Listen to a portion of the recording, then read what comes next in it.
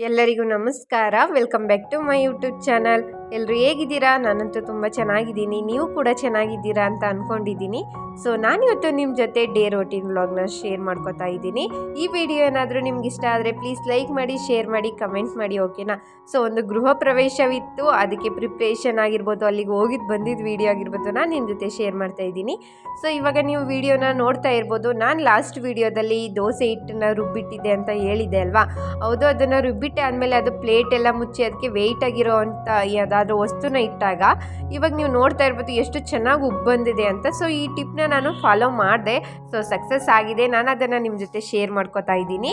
Try it ಒಂದ್ಸತಿ, ಓಕೆನಾ? Weight ಆಗಿರೋ ಅಂಥ ಯಾವುದಾದ್ರೂ ಒಂದು ಪದಾರ್ಥನ ಅದ್ರ ಮೇಲೆ ಇಡಿ. ಹಾಗೆಯೇ ನಾಳೆ ಗೃಹ ಪ್ರವೇಶವಿತ್ತು, ಅಂದರೆ ಬುಧವಾರ ಗೃಹ ಪ್ರವೇಶವಿತ್ತು ನಮ್ಮ ರಿಲೇಟಿವ್ಸಲ್ಲಿ. ಅಲ್ಲಿಗೆ ಹೋಗಬೇಕಾಗಿತ್ತು. ಹಾಗೆಯೇ ಅದಕ್ಕೆ ಪ್ರಿಪ್ರೇಷನ್ ಎಲ್ಲ ಮಾಡ್ಕೋಬೇಕಲ್ವ, ಅಂದರೆ ಬಟ್ಟೆ ಎಲ್ಲ ಐರನ್ ಮಾಡೋದಾಗಿರ್ಬೋದು, ಪ್ರತಿಯೊಂದು ಐಟಮ್ಸ್ನು ಎತ್ತಿಟ್ಕೊಳ್ಳೋದಾಗಿರ್ಬೋದು ಇದ್ದೇ ಇರುತ್ತೆ ಅಲ್ವ. ನಾಳೆ ಫಂಕ್ಷನ್ಗೆ ಹೋಗಬೇಕು ಅಂದಾಗ ಪ್ರತಿಯೊಂದನ್ನು ರೆಡಿ ಮಾಡಿ ಇಟ್ಕೊಳ್ಳೋದು. ಹಾಗೆಯೇ ನಾಳೆ ಹಾಕೋ ಹೋಗೋದಕ್ಕೆ ಅಂತ ಬಟ್ಟೆನ ರೆಡಿ ಮಾಡ್ಕೋತಾ ಐರನ್ ಮಾಡಿ ಎಲ್ಲನೂ ಎತ್ತಿಡ್ತಾ ಇದ್ದೆ.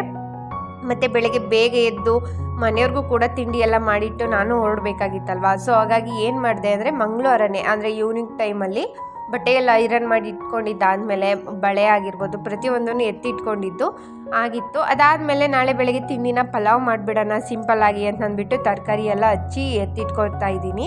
ಸೊ ಆಲ್ಮೋಸ್ಟ್ ನಾನು ಡೇನೇ ಹಚ್ಕೋತೀನಿ ತರಕಾರಿ ಎಲ್ಲ. ಬಟ್ ನಾಳೆ ಬೆಳಗ್ಗೆ ಎದ್ದು ನಾನು ಫ್ರೆಶ್ ಅಪ್ ಆಗಿ ಎಲ್ಲನೂ ಮಾಡೋದಕ್ಕೆ ಆಗೋದಿಲ್ಲ ಅಂತ ಅಂದ್ಬಿಟ್ಟು ತರಕಾರಿ ಎಲ್ಲ ಹಚ್ಚಿಟ್ಕೊಂಡೆ. ಹಾಗೆಯೇ ಸಾಂಬಾರು ಕೂಡ ಮಾಡಿ ಇಟ್ಬಿಡೋಣ ಅಂತ ಅಂದ್ಬಿಟ್ಟು ಅಲಸಂದೆ ಕೂಡ ಡಸ್ಟ್ ಏನಾದ್ರು ಇದೆಯೇನೋ ಅಂದ್ಬಿಟ್ಟು ಚೆಕ್ ಮಾಡಿಟ್ಟೆ. ಇವಾಗ ನೀವು ನೋಡ್ತಾ ಇರ್ಬೋದು ತರಕಾರಿ ಎಲ್ಲ ಮತ್ತು ಈರುಳ್ಳಿ ಎಲ್ಲನೂ ಹಚ್ಚಿಟ್ಕೊಂಡಿದ್ದೀನಿ. ಅಂದರೆ ಫ್ರಿಜ್ಜಲ್ಲಿ ಇಟ್ಕೊಂಡ್ರೆ ಏನು ಪ್ರಾಬ್ಲಮ್ ಆಗಲ್ಲ ಅಲ್ಲ, ಒನ್ ಡೇ ಅಷ್ಟೇ ತಾನೇ, ನೆಕ್ಸ್ಟ್ ಡೇ ಯೂಸ್ ಮಾಡ್ತೀನಿ ಅಂದ್ಬಿಟ್ಟು ಅದನ್ನೆಲ್ಲ ರೆಡಿ ಮಾಡಿ ಇಟ್ಕೊಂಡೆ. ಹಾಗೆಯೇ ಒಂದು ಪಪ್ಪಾಯ ಸ್ವಲ್ಪ ಹಣ್ಣಾಗಿತ್ತು. ಅಂದರೆ ನನಗೆ ಈ ಥರ ಮೀಡಿಯಮ್ ಆಗಿ ಹಣ್ಣು ಮತ್ತು ಕಾಯಿ ಎರಡು ಮಿಕ್ಸ್ ಆಗಿರೋ ಪಪ್ಪಾಯ ಅಂದರೆ ತುಂಬ ಇಷ್ಟ.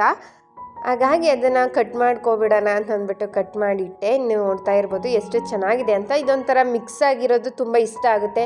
ಅಂದರೆ ತುಂಬ ಕಾಯಿನೂ ಅಲ್ಲ, ತುಂಬ ಹಣ್ಣು ಅಲ್ಲ, ಹಣ್ಣು ಜಾಸ್ತಿ ಎಲ್ಲ ಹಣ್ಣಾಗ್ಬಿಟ್ರೆ ಅಷ್ಟೊಂದು ಏನು ಟೇಸ್ಟ್ ಇದೆ ಅನ್ನೋ ಥರ ಫೀಲ್ ಆಗಲ್ಲ. ಇದೊಂಥರ ಮೀಡಿಯಮ್ ಆಗಿದ್ರೆ ತುಂಬ ಇಷ್ಟಪಟ್ಟು ತಿಂತೀನಿ. ಹಾಗಾಗಿ ಇದನ್ನೆಲ್ಲ ಕಟ್ ಮಾಡಿ ಇಟ್ಕೊಂಡೆ.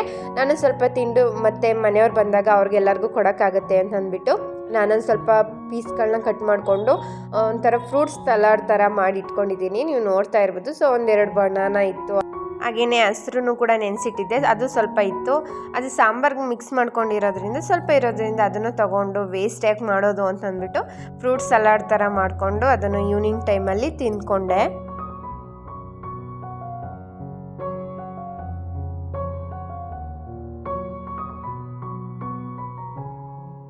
ಹಾಗೆಯೇ ನಿಮ್ಮ ಜೊತೆ ಇನ್ನೊಂದು ಟಿಪ್ನ ಶೇರ್ ಮಾಡ್ಕೋತಾ ಇದ್ದೀನಿ. ಯಾವುದಾದ್ರೂ ಹೊಸ ಐಟಮ್ಸ್ನ ತೊಗೊಂಡಾಗ ಅಲ್ಲಿ ಸ್ಟಿಕ್ಕರ್ ಇದ್ದೇ ಇರುತ್ತೆ ಅಲ್ವಾ, ಅದನ್ನು ನಾವು ಕಿತ್ತಾಕಬೇಕು ಅಂದರೆ ಎಡ್ದಾಕಬೇಕು ಅಂತ ಹೋದಾಗ ಅದು ತೆಗೆಯೋದಕ್ಕಾಗೋದಿಲ್ಲ. ಹಾಗೆಯೇ ಅದನ್ನು ಈಸಿಯಾಗಿ ಯಾವ ಥರ ತೆಗೆಯೋದು ಅಂದರೆ ಅಂದರೆ ಅದರದ್ದು ಮಾರ್ಕ್ ಏನು ಇರಬಾರ್ದು ಪಾತ್ರೆಯಲ್ಲಿ ಅನ್ನೋ ಥರ ಯಾವ ಥರ ತೆಗೆಯೋದು ಅಂತಂದರೆ ಸ್ವಲ್ಪ ಗ್ಯಾಸ್ ಸ್ಟವ್ ಮೇಲೆ ಇಟ್ಟು ಸ್ವಲ್ಪ ಟೈಮ್, ಒಂದು 10 ಸೆಕೆಂಡು ಅಂದ್ಕೊಳ್ಳಿ, ಅಷ್ಟು ಬಿಸಿ ಮಾಡಿದ್ರೆ ಸಾಕು, ಅದು ಆರಾಮಾಗಿ ಈಸಿಯಾಗಿ ರಿಮೂವ್ ಮಾಡ್ಬೋದು. ಒಂದು ಸತಿ ಟ್ರೈ ಮಾಡಿ, ಓಕೆನಾ? ತುಂಬ ಯೂಸ್ಫುಲ್ ಆಗುತ್ತೆ. ಹಾಗೆಯೇ ನೆಕ್ಸ್ಟ್ ಡೇ ಕಂಟಿನ್ಯೂ ವ್ಲಾಗ್ನ ಶೇರ್ ಮಾಡ್ತಾ ಇದ್ದೀನಿ. ಬುಧವಾರ ಬೆಳಗ್ಗೆ ಎದ್ಬಿಟ್ಟು ಮಾಮೂಲಿ ಕೆಲಸಗಳು ಏನೇನಿತ್ತು ಅದನ್ನೆಲ್ಲ ಮುಗಿಸ್ಕೊಂಡೆ.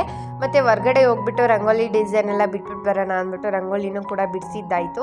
ನೋಡ್ತಾ ಇರ್ಬೋದು ಇನ್ನೂ ಸ್ವಲ್ಪ ಕತ್ಲೆ ಅದೇ ಥರ ಇದೆ, ಅಂದರೆ ಸ್ವಲ್ಪ ಕತ್ಲೆನೇ ಥರ ಇತ್ತು. ಬೆಳಕು ಅಷ್ಟೊಂದೇನು ಆಗಿರಲಿಲ್ಲ. ಅಂದರೆ ಬೇಗ ರೆಡಿ ಆಗಿಬಿಟ್ರೆ ಹೊರಡೋದಕ್ಕೂ ಟೈಮ್ ಆಗುತ್ತೆ ಅಂತ ಅಂದ್ಬಿಟ್ಟು ಎಲ್ಲ ಕೆಲಸ ಮುಗಿಸ್ಕೊಂಡೆ. ಮತ್ತು ಇವಾಗ ಮನೆಯಲ್ಲಿ ಅತ್ತೆ ಮತ್ತು ಮಾವನಿಗೆ ಅಂತ ತಿಂಡಿ ಮಾಡಬೇಕಾಗಿತ್ತು. ಅವ್ರಿಗೂ ಕೂಡ ಪಲಾವ್ನ ಈಸಿ ಬೇಗ ಆಗೋ ಥರ ಕ್ವಿಕ್ಕಾಗಿ ಒಂದು ಪಲಾವ್ ರೆಸಿಪಿನೂ ಕೂಡ ಮಾಡಿ ಮುಗಿಸ್ಕೊಂಡೆ.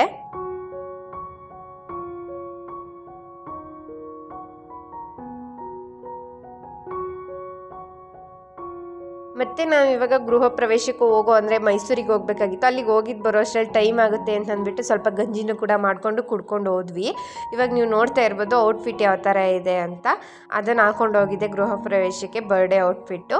ಮತ್ತು ಹೋಗ್ತಾ ಹಂಗೇ ಫೋನ್ ತಗೊಳ್ಳೋಣ ಅಂತ, ಅಂದರೆ ಹಸ್ಬೆಂಡ್ ಫೋನ್ ಹಾಳಾಗಿಬಿಟ್ಟಿತ್ತು.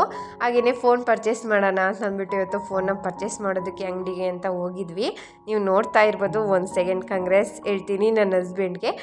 ಕಾಮಿಡಿ ಏನು ಅಂತಂದರೆ ಹೊಸ ಫೋನ್ ಪರ್ಚೇಸ್ ಮಾಡಿದಾಗ ಜಾಸ್ತಿ ನಾನೇ ಯೂಸ್ ಮಾಡ್ತಾ ಇರ್ತೀನಿ. ಅವ್ರದ್ದು ಹಳೆ ಫೋನ್ ಇದ್ದಾಗಲೂ ಜಾಸ್ತಿ ನಾನೇ ಯೂಸ್ ಮಾಡ್ತೀನಿ. ಅಂದರೆ ಅವರು ನೋಡ್ತಾರೆ, ಯೂಸ್ ಮಾಡ್ತಾರೆ ಆಯಿತಾ, ಬಟ್ ಬೇಕು ಬೇಕು ಅಂತ ನಾನೇ ಜಾಸ್ತಿ ಯೂಸ್ ಮಾಡ್ತಿರ್ತೀನಿ, ಅದು ಇದು ನೋಡಿಕೊಂಡು ಆ ಥರ. ಸೊ ಹೊಸ ಫೋನ್ ಫೈನಲಿ ತೊಗೊಂಡಿದ್ದಾಯಿತು. ಅವ್ರ ಫೋನ್ ಎಲ್ಲ ಸ್ವಲ್ಪ ಹಾಳಾಗಿಬಿಟ್ಟಿತ್ತು, ಹಾಗಾಗಿ ಫೋನ್ ತೊಗೊಂಡ್ರು. ಮತ್ತು ಅದ್ರ ಜೊತೆಗೆ ನಮಗೆ ವ್ಯಾಲೆಂಟೈನ್ಸ್ ಡೇ ಗಿಫ್ಟ್ ಅಂತ, ಅಡ್ವಾನ್ಸ್ ಗಿಫ್ಟ್ ಅಂತ ನಮಗೆ ಸ್ಮಾರ್ಟ್ ವಾಚ್ ಕೂಡ ಸಿಕ್ತು.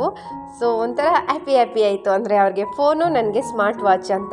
ಹಂಗೇನೆ ಇವಾಗ ನೀವು ನೋಡ್ತಾ ಇರ್ಬೋದು, ಫೈನಲಿ ನಾವು ಮೈಸೂರಿಗೆ ಹೋದ್ವಿ. ನಮ್ಮ ಮಾವ ಅವ್ರದ್ದು ಹೊಸ ಮನೆ ಇತ್ತು, ಗೃಹ ಪ್ರವೇಶ ಇತ್ತು. ಅಲ್ಲಿಗೆ ಹೋಗಿದಾಗ ನೀವು ನೋಡ್ತಾ ಇರ್ಬೋದು, ತುಂಬ ಚೆನ್ನಾಗಿ ಹೋಮ ಎಲ್ಲ ಮಾಡಿಸಿದ್ರು. ಅಂದರೆ ನೆನ್ನೆ ನೈಟೇ ಮಾಡಿಸಿರೋದು ಇದು ಗಣಪತಿ ಹೋಮ, ತುಂಬ ಚೆನ್ನಾಗಿ ಮಾಡಿಸಿದ್ರು. ಹಂಗೇನೆ ಅದರದ್ದು ಒಂದು ಕ್ಲಿಪ್ಪಿಂಗ್ನ ಕೂಡ ತೊಗೊಂಡು ಬಂದಾದಮೇಲೆ ಮತ್ತೆ ಈವ್ನಿಂಗ್ ಟೈಮ್ ಆಯಿತು. ನಾವು ಬರೋರಿಗೆ ಒಂದು ಮಧ್ಯಾಹ್ನ ಮೂರು ಗಂಟೆ ಆಗಿತ್ತು ಅಂತ ಅನ್ಕೋತೀನಿ.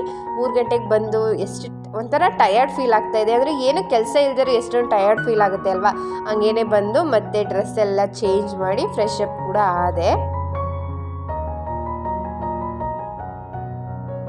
ಈವ್ನಿಂಗ್ ಟೈಮಲ್ಲಿ ಸ್ವಲ್ಪ ಹೊಟ್ಟೆ ಹಸಿತಾ ಇತ್ತು ಅಂತ ಅಂದ್ಬಿಟ್ಟು ಮ್ಯಾಗಿ ಮಾಡ್ಕೊಂಬಿಡೋಣ ಅಂತ ಮ್ಯಾಗಿನೂ ಕೂಡ ಮಾಡಿಕೊಂಡೆ. ಹಾಗೆಯೇ ನಿಮಗೆ ಯಾರಿಗೆಲ್ಲ ಸ್ವಲ್ಪ ಸಾಂಬಾರು ಥರ ಇದ್ದರೆ ಮ್ಯಾಗಿ ಮಾಡ್ಕೊಂಡಾಗ ಇಷ್ಟ ಆಗುತ್ತೆ ಅಂತ ಕಮೆಂಟಲ್ಲಿ ತಿಳಿಸಿ, ಓಕೆನಾ.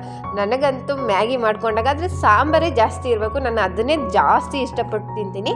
ಸೊ ನನಗಂತೂ ಈ ಥರ ಇಷ್ಟ, ಮ್ಯಾಗಿ ಮಾಡಿಕೊಂಡು ಕೂಡ ತಿಂದಿದ್ದಾಯಿತು. ಹಾಗೆಯೇ ನೈಟ್ ಡಿನ್ನರ್ ರೆಸಿಪಿನೂ ಕೂಡ ನಿಮ್ಮ ಜೊತೆ ಶೇರ್ ಮಾಡ್ಕೊತಾ ಇದ್ದೀನಿ. ಸೊ ಉಪ್ಪು ಸಾಂಬಾರು ಮಾಡಿದ್ದೆ, ಅಲಸಂದೆ ಮತ್ತು ನುಗ್ಗೆ ಸೊಪ್ಪೆಲ್ಲ ಹಾಕ್ಬಿಟ್ಟು ಉಪ್ಸಾರು ಥರ ಮಾಡ್ಕೊಂಡಿದ್ದೆ. ಅದಕ್ಕೆ ಜಸ್ಟ್ ಒಗ್ಗರಣೆ ಕೊಟ್ಕೊಂಡ್ರೆ ಸಾಕು.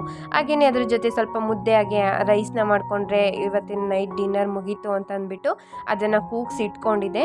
ಇವಾಗ ನೀವು ನೋಡ್ತಾ ಇರ್ಬೋದು, ಒಂದು ಬಾಣಲಿನ ತೊಗೊಂಡಿದ್ದೀನಿ. ಅದಕ್ಕೆ ಸ್ವಲ್ಪ ಎಣ್ಣೆನ ಹಾಕ್ಕೊಂಡು ಹಾಗೆಯೇ ಒಗ್ಗರಣೆಗೆ ಬೇಕಾಗಿರುವಂಥ ಈರುಳ್ಳಿ, ಮೆಣಸಿನ ಹಣ್ಣು, ಹಾಗೆಯೇ ಬೆಳ್ಳುಳ್ಳಿ, ಸ್ವಲ್ಪ ಕರ್ಬೇವಿನ ಸೊಪ್ಪು ಸ್ವಲ್ಪ ಖಾಲಿ ಆಗಿಬಿಟ್ಟಿತ್ತು. ಹಾಗಾಗಿ ಜಸ್ಟ್ ಇರೋ ಐಟಮ್ಸ್ನೇ ಹಾಕ್ಕೊಂಡು ಒಗ್ಗರಣೆಯನ್ನು ಮಾಡ್ಕೊತಾ ಇದ್ದೀನಿ. ಸ್ವಲ್ಪ ಬೆಳ್ಳುಳ್ಳಿ ಜಾಸ್ತಿ ಹಾಕ್ಕೊಂಡಿದ್ದೀನಿ ಅಷ್ಟೇ. ಚೆನ್ನಾಗಿ ಇದನ್ನೆಲ್ಲ ಚೆನ್ನಾಗಿ ಫ್ರೈ ಮಾಡಿದ್ದಾದಮೇಲೆ ನಾನು ಯಾವುದು ವಿಸಿಲ್ ತೆಗೆಸ್ಕೊಂಡಿದ್ದೆ ಅಲ್ವಾ, ಸೊಪ್ಪು ಮತ್ತು ಅಲಸಂದೆ ಕಾಳು ಎರಡೂ ಕೂಡ ಅದನ್ನು ಜಸ್ಟ್ ಇಲ್ಲಿಗೆ ಹಾಕ್ಬಿಟ್ಟು ಸ್ವಲ್ಪ ರುಚಿಗೆ ತಕ್ಕಷ್ಟು ಉಪ್ಪನ್ನ ಹಾಕ್ಕೊಂಡ್ರೆ ಸಾಕು. ಉಪ್ಪು ಸಾಂಬಾರು ಥರ ರೆಡಿ ಆಗಿಬಿಡುತ್ತೆ. ಸೊ ಈ ಥರ ಉಪ್ಪು ಸಾಂಬಾರು ನಮ್ಮ ಮನೇಲಿ ತುಂಬ ಇಷ್ಟಪಟ್ಟು ತಿಂತಾರೆ. ಅಂದರೆ ಮುದ್ದೆ ಜೊತೆಗೆ ಜಾಸ್ತಿ ಅದನ್ನೆಲ್ಲ ಅಂದರೆ ರುಬ್ಬಿಟ್ಟು ಆಡಿಸ್ಬಿಟ್ಟು ಅದ್ಯಾವುದೂ ಇಷ್ಟಪಡಲ್ಲ. ಜಸ್ಟ್ ಸಿಂಪಲ್ಲಾಗೇ ಜಸ್ಟ್ ಒಗ್ಗರಣೆ ಕೊಟ್ಬಿಟ್ಟು ಅದ್ರ ಜೊತೆಗೆ ಉಪ್ಪು ಸಾಂಬಾರು ಏನು ಕೂಗಿಸಿಟ್ಕೊಂಡಿದ್ದೀನಿ ಅದನ್ನು ಹಾಕ್ಕೊಂಡು, ಉಪ್ಪು ಸ್ವಲ್ಪ ಬೇಕು ಅಂದರೆ ಮನೆಯಲ್ಲೇ ಮಾಡ್ಕೊಂಡಿರೋಂಥ ಸಾಂಬಾರು ಪುಡಿನ ಹಾಕ್ಕೊಂಡ್ರೆ ಸಾಕಾಗುತ್ತೆ. ಜಸ್ಟ್ ಅದನ್ನೆಲ್ಲ ಹಾಕಿ ಮತ್ತು ಅದನ್ನು ಚೆನ್ನಾಗಿ ಕುದಿಯೋದಕ್ಕೆ ಬಿಡ್ತೀನಿ ಅಷ್ಟೇ. ಇವಾಗ ನೀವು ನೋಡ್ತಾ ಇರ್ಬೋದು, ಒಗ್ಗರಣೆ ಚೆನ್ನಾಗಿ ಬೆಂದಿದೆ ಅಲ್ವಾ, ಅದು ಜಸ್ಟ್ ಅಲ್ಲಿಗೆ ಆ ಸಾಂಬಾರನ್ನ ಊದ್ಬಿಟ್ಟು ಜಸ್ಟ್ ಒಂದು ಸ್ವಲ್ಪ ಟೈಮ್ ಕುದಿಸ್ಬಿಟ್ರೆ ಸಾಕಾಗುತ್ತೆ. ತುಂಬ ಚೆನ್ನಾಗಿ ರೆಡಿಯಾಗಿರುತ್ತೆ ಮುದ್ದೆ ಜೊತೆಗೆ ಉಪ್ಪು ಸಾಂಬಾರು. ಹಾಗೆಯೇ ಮುದ್ದೆ ಮಾಡ್ಕೊಳ್ಳೋಣ ಅಂತ ಒಂದು ಸೈಡು ಉಪ್ಪು ಸಾಂಬಾರು ಅಂದರೆ ಸೊಪ್ಪು ಸಾಂಬಾರು ಮಾಡ್ಕೊತಾ ಇದ್ದೆ, ಒಂದು ಕಡೆ ರೈಸ್ಗೂ ಕೂಡ ಇಟ್ಟಿದ್ದೆ. ಅದಾದಮೇಲೆ ಮುದ್ದೆನ ಮಾಡ್ಕೊಬಿಡೋಣ ಅಂತ ಅಂದ್ಬಿಟ್ಟು ವೆಯ್ಟ್ ಮಾಡ್ತಾಯಿದ್ದೆ. ಯಾಕಂದರೆ ನನ್ನ ಹಸ್ಬೆಂಡ್ ಇನ್ನು ಹೊರ್ಗಡೆಗೆ ಹೋಗಿದ್ರು, ಅವ್ರು ಬಂದಿರಲಿಲ್ಲ. ಸೊ ಅವ್ರು ಬರೋವ್ರಿಗೆ ಅಡುಗೆ ಮನೆಯೆಲ್ಲ ನೀಟಾಗಿ ಕ್ಲೀನ್ ಮಾಡ್ಕೊಬಿಡೋಣ, ಸ್ವಲ್ಪ ಗಲೀಜಾಗಿಬಿಟ್ಟಿತ್ತು. ಹಾಗೆಯೇ ಗ್ಯಾಸ್ ಸ್ಟವ್ ಎಲ್ಲ ಒರೆಸಿ ಅದನ್ನೆಲ್ಲ ನೀಟ್ ಮಾಡ್ಕೊಬಿಡೋಣ ಅಂತ ಅಂದ್ಬಿಟ್ಟು ಇವಾಗ ಕ್ಲೀನ್ ಮಾಡ್ತಾಯಿದ್ದೀನಿ. ಸೊ ಟೈಮ್ ಸಿಕ್ಕಿದಾಗ ಅಡುಗೆ ಎಲ್ಲ ಮುಗಿಸಾದ್ಮೇಲೆ ಪಾತ್ರೆ ಎಲ್ಲ ವಾಶ್ ಮಾಡಿದ್ಮೇಲೆ ಕ್ಲೀನ್ ಮಾಡ್ಕೊತೀನಿ. ಇಲ್ಲಾಂದರೆ ಇನ್ನೂ ಒಂದು ಮುದ್ದೆ ಒಂದು ಮಾಡಬೇಕಿತ್ತಲ್ವ, ಅವ್ರು ಬರೋ ಅಷ್ಟರಲ್ಲಿ ಈ ಕೆಲಸ ಮುಗಿಸ್ಕೊಬಿಟ್ರೆ ಜಸ್ಟ್ ಒಂದು ಮುದ್ದೆ ಮಾಡಿಬಿಟ್ರೆ ನೀಟಾಗಿರುತ್ತೆ, ಅಷ್ಟೊಂದೇನು ಗಲೀಜಾಗಲ್ಲ ಮುದ್ದೆ ಮಾಡುವಾಗ ಅಂದ್ಬಿಟ್ಟು. ಇವಾಗ ಟೈಮ್ ಇತ್ತಲ್ವ, ಸುಮ್ಮನೆ ಟೈಮ್ ವೇಸ್ಟ್ ಯಾಕೆ ಮಾಡೋದು ಅಂತ ಅಂದ್ಬಿಟ್ಟು ಕ್ಲೀನ್ ಮಾಡ್ಕೊಬಿಟ್ರೆ ನನಗೆ ಕೂಡ ಹೆಲ್ಪ್ ಆಗುತ್ತೆ ಅಲ್ವಾ ಅಂದ್ಬಿಟ್ಟು ಇವಾಗ ಅಡುಗೆ ಮನೆನ ನೀಟಾಗಿ ಎಲ್ಲ ಕ್ಲೀನ್ ಮಾಡ್ಕೊತಾ ಇದ್ದೀನಿ.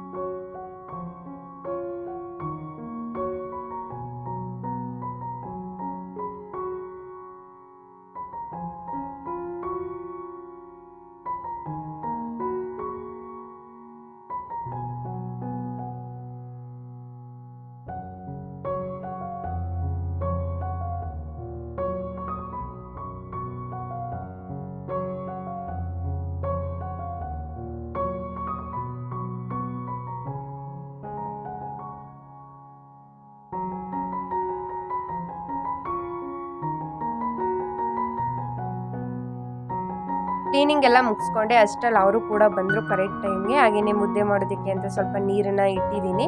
ಇವಾಗ ಚೆನ್ನಾಗಿ ನೀರು ಕುದೀತಾ ಇದೆ. ಕುದಿಯುತ್ತಿರೋ ನೀರಿಗೆ ನಾನು ಬಂದುಬಿಟ್ಟು ಇವತ್ತು ಜೋಳದ ಮುದ್ದೆನ ಮಾಡ್ತಾಯಿದ್ದೀನಿ. ಸ್ವಲ್ಪ ಜೋಳದ ಹಿಟ್ಟನ್ನು ತೊಗೊಂಡು ಒಂದು ಬೌಲಲ್ಲಿ ನೀರು ಹಾಕ್ಬಿಟ್ಟು ಅದನ್ನು ಕಲಸಿಟ್ಕೊಂಡಿದ್ದೆ. ಅದನ್ನು ಜಸ್ಟ್ ಕುದೀತಿರೋ ನೀರಿಗೆ ಹಾಕ್ಬಿಟ್ಟು ಅದನ್ನು ಚೆನ್ನಾಗಿ ತಿರುವುದು. ಅಂದರೆ ಚೆನ್ನಾಗಿ ಅದು ಕುದಿ ಬಂದ ತಕ್ಷಣ ಜೋಳದ ಹಿಟ್ಟು ಏನಿರುತ್ತೆ ಅದನ್ನು ಸೇಮ್ ರಾಗಿ ಮುದ್ದೆನ ನಾವು ಯಾವ ಥರ ಮಾಡ್ತೀವಿ ಸೇಮ್ ಹಂಗೇ ಜೋಳದ ಮುದ್ದೆನೂ ಕೂಡ ಮಾಡೋದು. ಈ ಥರ ಕುದಿ ಬಂದ ತಕ್ಷಣ ನಾವು ಏನು ಹಿಟ್ಟನ್ನ ಇಟ್ಕೊಂಡಿರ್ತೀವಿ ಜೋಳದ ಹಿಟ್ಟು ಅದನ್ನು ಎಷ್ಟು ಬೇಕೋ ನಮ್ಗೆ ಗೊತ್ತಾಗ್ಬಿಡುತ್ತೆ ಅಲ್ವಾ. ಸೊ ಹಾಗಾಗಿ ಅದನ್ನು ಸ್ವಲ್ಪ ಹಾಕ್ಕೊಂಡು ಚೆನ್ನಾಗಿ ತಿರುಯೋದು. ಅಂದರೆ ಯಾವುದೇ ತರಹ ಗಂಟು ಬರದೇ ಇರೋ ಥರ ಅದನ್ನು ಚೆನ್ನಾಗಿ ಮಿಕ್ಸ್ ಮಾಡಿಕೊಂಡ್ರೆ ಜೋಳದ ಮುದ್ದೆ ಚೆನ್ನಾಗಿ ರೆಡಿಯಾಗಿರುತ್ತೆ. ಅಂದರೆ ಸ್ವಲ್ಪ ತೆಳುವಾಗೇ ಹೊಂದ್ಸ್ಕೊಂಡ್ರೆ ತುಂಬ ಚೆನ್ನಾಗಿ ಬರುತ್ತೆ. ತುಂಬ ಗಟ್ಟಿಯಾಗಿಬಿಟ್ರೆ ಇದನ್ನು ತಿನ್ನೋದಕ್ಕೆ ಆಗೋದಿಲ್ಲ. ಆದಷ್ಟು ಸ್ವಲ್ಪ ಲೈಟಾಗಿ ಸ್ವಲ್ಪ ಸಾಫ್ಟ್ ಆಗಿರೋ ಥರ ಅಂದರೆ ರಾಗಿ ಮುದ್ದೆಗೆ ಹೋಲಿಸ್ಕೊಂಡ್ರೆ ಇದು ಸ್ವಲ್ಪ ಇನ್ನೂ ಸಾಫ್ಟಾಗಿರಬೇಕು. ಹಾಗೆಯೇ ತುಂಬ ತೆಳ್ಳಗಿರಬೇಕು ಅಂತ ಏನು ಹೇಳ್ತೀವಿ ಆ ಥರ ಮೀಡಿಯಮ್ ಅದರಲ್ಲಿರಬೇಕು. ಸೊ ನೋಡ್ಕೊಂಡು ಹಿಟ್ಟೆಲ್ಲ ಹಾಕ್ಕೊಂಡು ಮಾಡ್ಕೊಳ್ಳಿ ಓಕೆನಾ. ಸೊ ಇವಾಗ ನೀವು ನೋಡ್ತಾ ಇರ್ಬೋದು ಜೋಳದ ಮುದ್ದೆನೂ ಕೂಡ ರೆಡಿ ಆಯಿತು. ಸೊ ಊಟ ಎಲ್ಲ ಮುಗಿಸ್ಕೊಂಡ್ವಿ. ಸೊ ಇದಾಗಿತ್ತು ಫ್ರೆಂಡ್ಸ್ 2 ಡೇಸ್ ವ್ಲಾಗ್. ಇಷ್ಟ ಆದರೆ ಪ್ಲೀಸ್ ಲೈಕ್ ಮಾಡಿ, ಶೇರ್ ಮಾಡಿ, ಕಮೆಂಟ್ ಮಾಡಿ. Thanks for watching my video. ಸಿಗ್ತೀನಿ ನೆಕ್ಸ್ಟ್ ವಿಡಿಯೋದಲ್ಲಿ.